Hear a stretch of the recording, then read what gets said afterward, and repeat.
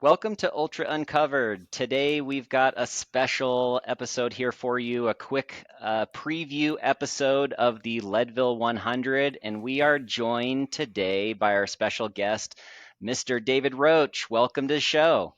Thanks so much for having me, Russ and Corinne. It's such an honor to be here. Love you guys. Love everything you're doing. And so excited for Leadville. What a cool race. So exciting. Can't wait to chat about it.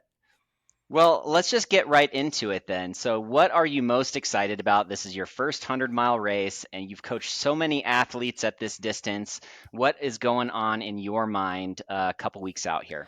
I mean, this is just such a legendary course, and it has so much. I'm a huge fan of the sport and sports generally, and this race to our sport serves such like a important place. Like I remember when I was getting into running back in 2006, after I quit college football, and reading about this race, and long before I'd ever even run on a trail myself, being having my imagination captured, and to be here and to feel like I'm 100% ready for it, it almost doesn't feel real. It almost feels like this could be a part of my dream. Like recording this podcast, I might wake up from it. So I can't wait to be there. I've always been just the biggest fan of Leadville, the biggest fan of the Taco Bell in Leadville. So it's all going to come together. Amazing. So David, kind of one thing that I think a lot of people might want to know is like why 100 miles for you? Yeah, I mean, well, one, clock's ticking for all of us. And I want to explore everything that the sport has to offer while I'm still at my peak and while I might still be peaking in different ways. And so, I've gotten to do a bunch of international races and shorter distance races all the way up from, 10K mountain runs where I had a lot of success early to 50Ks, now 50 milers and 100K. And I'm just like, I want to see where that edge is for myself. And more importantly for me, it's structured the most fun summer. Like we have gotten to the mountains all of these weekends with our baby Leo, and it's just been such a joy to have this process. And now we're recording this like 11 to 12 days out. So in the taper, and like, I'm kind of sad that that part of the process is over because it was so fun. So, I mean, I feel like the cool thing about any goal that scares you, whether that's a 100 miler or a 1 mile race on the road, like if that's what scares you, is that it gives you motivation to do things that you might not do otherwise. And so for me, Leadville has structured the most fun process. And even if like, I don't know, I fell down and broke my leg tomorrow, I would have done anything to have this opportunity to train for this race. I love the fact that, this is kind of the summer of Leadville for you. You did the Silver Rush 50 miler earlier this year and had like an amazing day. It looked like you had an incredible day. It looked like you were incredible at the finish. And that almost didn't happen for you. And so I'm so excited that like you got that done and that the coin was something that you thought about, and ultimately you're here now. Yeah. Um, what have you've been out on course a lot. Talking about going out up into the mountains a lot. Like you've been on Hope Pass, you've been on a number of these sections. What have you taken away from those recon runs out there on course that you might look to on the day? I mean, I've been in awe of Leadville for so long. Like, it was some of my first experiences were with the heavy half marathon there, and Yes. thinking that was such a long race back in the day. And then this year to step up to the 50 miler was so fun, especially when we actually got a COVID positive on race week, which is what Russ was probably referring to there. And also earlier this year in April, I had a terrible bike accident where, I just was unsure what the future held this summer anyway. And to put it all together and to get to go on the course was just a blast. So for me, the big takeaway is Hope Pass is a freaking monster. And, knowing coaching and knowing metrics of these races and having coached winners of this race, I'm like, if it weren't for Hope Pass, I would be so confident right now. But having Hope Pass in the middle, particularly those huge descents, that's the one place where I'm a little bit unsure how my physiology will respond at that one spot, because the first time I did Hope Pass, which was like 10 days ago, I was legitimately sore for 4 days after. Just from the downhill. The uphills are my jam, but obviously uphills and 100 milers are pretty slow. And then I went back this week and slammed the downhill a little bit and ran real fast on it. And when I did that, I still got pretty sore. So we'll see. It's going to be so fun. Like, I just love how variable the course is. It has everything. Seems like there's no amount of time to get complacent because you're constantly going from one type of running to another type of running. I think it suits our coaching style. It suits what we like to do really well. I've always been an altitude performer, and so put it all together, and I'm like, what better chance to take the leap and try to shoot some big shots. Totally. So yeah, kind of tying into that. So I know that, and everyone knows the elusive course record at Leadville. Just looking at that, whether you're considering Matt Carpenter's or Rob Krar's from 2018, I'm super curious to hear from you, David, from both an athlete and coaching perspective about like what do you think has been the biggest hurdle for why men in particular attempting to break that course record have not been able to yet. Well, I mean, one, you look at Matt Carpenter, one of the very best ever to do it, and then Rob Krar, also one of the very best ever to do it, and that is part of it right there. That you just have the best athletes of all time, and the only way that you're going to beat them on their game is two pronged. One, you have the day of your life, and you're extremely, extremely fit.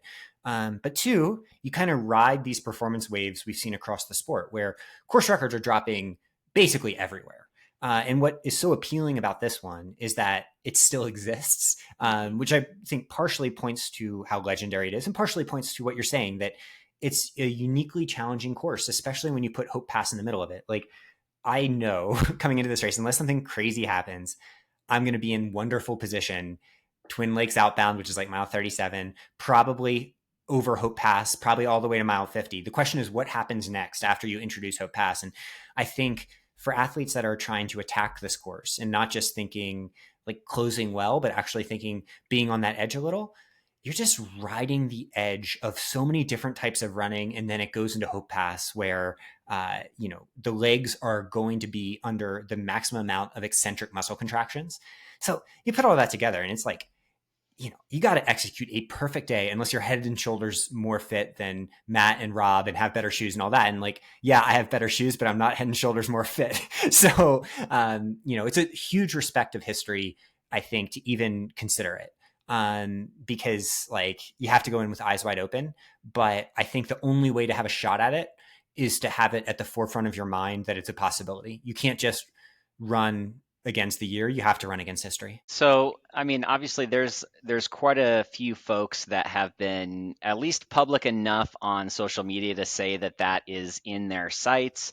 I mean, Adrian is coming back, has won the race twice and been within a half an hour of it, and I think he's been vocal by saying like, yeah, there's that's the carrot that's out there. JP Giblin made a post that said, hey, I've won the race, so I'm coming back, and I think everyone knows why. So that, are you excited to kind of mix it up with some folks at the front? Do you see yourself working together with other competitors early in the race? I mean, it's still 100 miles, and I know you famously say like the race starts at mile one now at 100 miles, Western States and some of these other competitive events, but do you see yourself working together for at least some amount of time? And what are your thoughts on how that might go? Oh, I'm so excited that, there's other people out there that are incredible athletes. And like, obviously they're former winners of the race. I've never even done a 100 miler. So they should be the favorites if anyone is like handicapping this in terms of like performance odds. So, I mean, for me, like iron sharpens iron, like let's go for it. I don't know about like athletes I'm not coaching. I don't know where their fitness is exactly. I do know where my fitness is. And, I don't think there's, like right now I'm in the type of shape when it comes to running fast that I've never been in before. And 100 miles, how much are you actually going to be able to use that? A lot of open questions are there, and I hope that it's a group working, and once it gets bright out, that that people come with me and that we're running together. Like I hope that's my dream. And I really think that like, when I say course record, it's not that I think I'm going to get it. I think someone is going to get it within 5 years. For sure. Seeing this course, good conditions, if all is equal and nothing seriously changes, like the sports progression, like we are all riding that wave. What is so exciting is that, we don't know exactly when it's going to happen. I mean, like a good I mean, my bet, if I was actually putting money on this stuff, would be on Adrian getting it because he's won twice. He's been close to it. And, he's confident, like that type of thing. And, in a perfect world, maybe I help him get to it. Maybe I lead him out like it's a bike race. But no matter what, like, I think that like part of the fun of this sport in sports in general is not just like chasing records or whatever. It's just giving yourself some really big, scary goal, saying it out loud, and not having any shame, even if it's a 1% goal, because the whole point is you'll never reach a 1% goal unless you give voice to it. So, yeah, I mean, it's at the forefront of my mind. I'm going to wait to see what the weather looks like on race day. But I am pretty confident seeing most of the course that I'm going to be a good bit under it at the halfway point. And the question is, what happens back up and over Hope Pass? And I think, based on history, realistically, what happens up and over Hope Pass, especially for athletes like me that are less experienced at this distance, is carnage. But I'll be open to that too. And hopefully if that happens, it'll be a great learning experience. And, hopefully I get to mile 85 and hear that Adrian's already set a course record. I don't know. Yeah, we'll see about that. But kind of thinking about a couple things that you touched on, like just course specific things like altitude and heat. I mean, we saw at Hard Rock, and there was mention of people weren't necessarily cooling the same way they do at Western States. If it's hot at Leadville, if it's hot at altitude, are you going to deploy some of those kind of similar techniques that you've probably suggested to athletes at Western? And then the last part of this question is, have you made a decision on the shoe that you're going to wear, and what is it? Yeah, so cooling always. I think that's one place where swap used to have an advantage, like the people we coach, and now not so much because everyone understands it, that if it's over 55 degrees, you cool like it's Western States, basically. So I'm not going to have an ice bandana because they kind of annoy me. But I will be using ice and doing everything the way that hopefully I'm supposed to. And then in terms of like, the course and how it's going to play out, I think that one thing out there, and just one of my confidence areas, is that the higher the altitude, the better I perform in general. And that privilege. yeah. I mean, it gets back to, we all have our different talents, right? And like, that's a place where I've always felt pretty confident. So I'm going to be rocking the Adidas Agravic Speed Ultras out there. I've done all my course miles in them, loved them. I had a brief dalliance with the Hoka Tecton 3 last week. And just it's a great shoe. It's going to be a shoe that's on a lot of people's feet, but have a few small gripes with it that I'm just not quite confident yet. So I'm excited. I actually broke out my race pair today for my little run, and I was like, oh my God, these shoes are freaking fast. So that's another advantage. Like legitimately, we have a 15, 20-minute advantage in shoes alone, in my opinion, on a runnable course like this over what Matt was running in. You put that together, it's not a small difference, and then that adds into things like, I don't know what Matt was doing, but I doubt he was doing the heat training I'm doing. I doubt he had post-exercise ketones. I doubt he had the understanding of in-race fueling that we do. There's a lot of little advantages that make it so even if he was better than us, in like a raw sense, like if he was running now, he would go faster. He's not running at that level now. So, there's an advantage. And I mean, I think that we see that across a lot of sports, that like, just because every pitcher back in the 1940s in baseball threw 82 miles an hour and would have like a million home runs hit off them now, doesn't mean that those same pitchers wouldn't be throwing 97 if they grew up in the modern era. And that's kind of the wave I think someone's going to ride. And like, the question is, who is it? And so I think to do that, people are going to have to take chances and risk their entire race, risk being on the podium or even finishing to make that possible. One of the things that I think makes Leadville special is that the crewing opportunities at Leadville are a lot easier than at a place like Hard Rock, right? Like you don't send your runner off and go drive for 4 hours to go meet your runner at the next spot. It's all within the same area. And you've got a young family now, and I'm just very interested in what your crew and pacing setup will look like on the day. Oh man, I'm so lucky. So leader is Megan Roche, my wife, who I think has a legitimate claim as the best coach in the world, or at least I'm biased, obviously, but having her out there is the ultimate like both hype squad, someone that knows me so well, and also is a doctor, like and understands all the different things could happen. Best possible option. But then bringing it up is my other secret weapon, which is Teddy Bross, um, legendary ultra runner himself, but he's going to be pacing me for hopefully the entire pacing section. Wow. And Teddy, doctor to the Is stars. this He is the Dr. Teddy? Dr. Dr. Teddy? Teddy. Okay. Teddy is the guy who has been a huge advantage for Swap, our team, and all of our professional athletes. In that, when athletes have something that just can't get solved by anybody else, Teddy is the doctor house that helps them get better. But he's a doctor house with love, and having him out there being kind of the person that has seen everything happen in these races. I mean, he's done 240s himself. He's crewed a ton. And the way we met him was when I was going to do 100K last year, my first 100K.